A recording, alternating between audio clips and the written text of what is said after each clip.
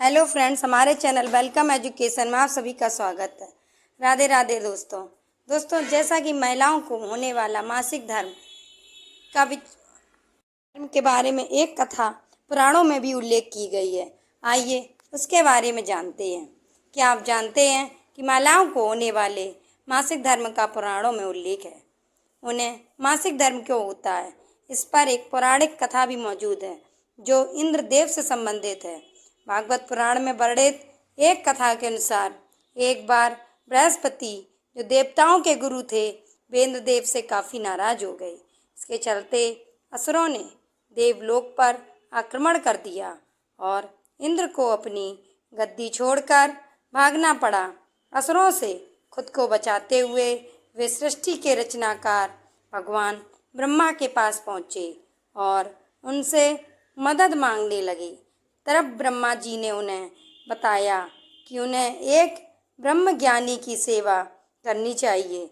यदि वह प्रसन्न हो जाएं, तभी उन्हें उनकी गद्दी वापस प्राप्त होगी।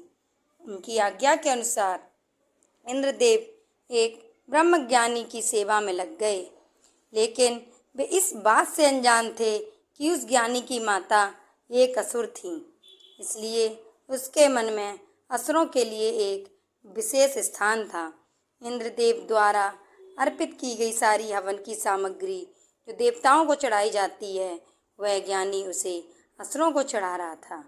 इससे उनकी सारी सेवा भंग हो रही थी।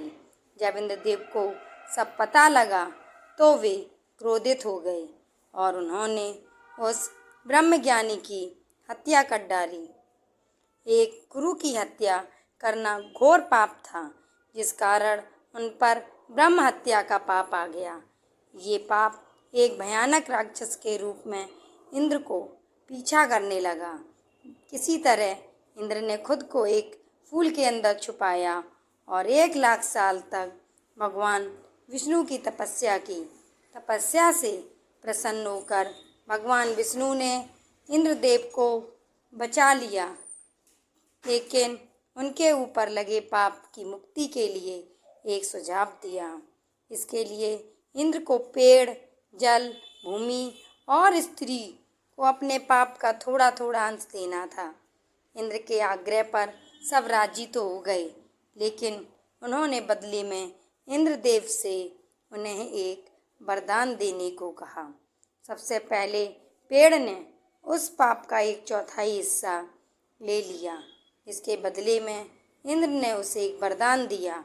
वरदान के अनुसार पेड़ चाहे तो स्वयं ही अपने आप को जीवित कर सकता है। इसके बाद जल को पाप का हिस्सा देने पर इंद्रदेव ने उसे अन्य वस्तुओं को पवित्र करने की शक्ति प्रदान की। यही कारण है कि हिंदू धर्म में आज भी जल को पवित्र मानते हुए पूजा पाठ में इस्तेमाल किया जाता है। तीसरा पाप इंद्रदेव ने भूमि को दिया।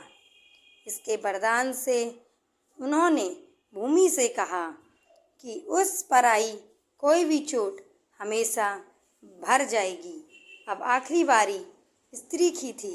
इस कथा के अनुसार स्त्री को पाप का हिस्सा देने के फलस्वरूप उन्हें हर महीने मासिक धर्म होता है, लेकिन उन्हें वरदान देने के लिए इंद्र ने कहा महिलाएं पुरुषों से कई गुना ज़्यादा काम का आनंद उठाएंगी। इस दौरान वे ब्रह्म हत्या यानी कि अपने गुरु की हत्या का पाप ढो रही होती हैं। इसलिए उन्हें अपने गुरु तथा भगवान से दूर रहने को कहा जाता है।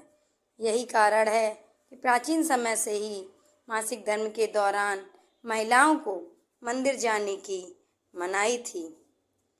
ये थी दोस्तों महिलाओं के मासिक धर्म क्यों होता है, उन्हें किस तरह से वरदान मिला, क्यों नहीं जाती औरतें मंदिर में, इसके पीछे यही कारण था। दोस्तों, मेरी ये वीडियो आपको पसंद आई हो तो चैनल लाइक करें और हमारे चैनल को सब्सक्राइब करके सभी औरतों के प्रति भावना रखते हुए शेयर करें। धन्यवाद दोस्तों। राधे राधे।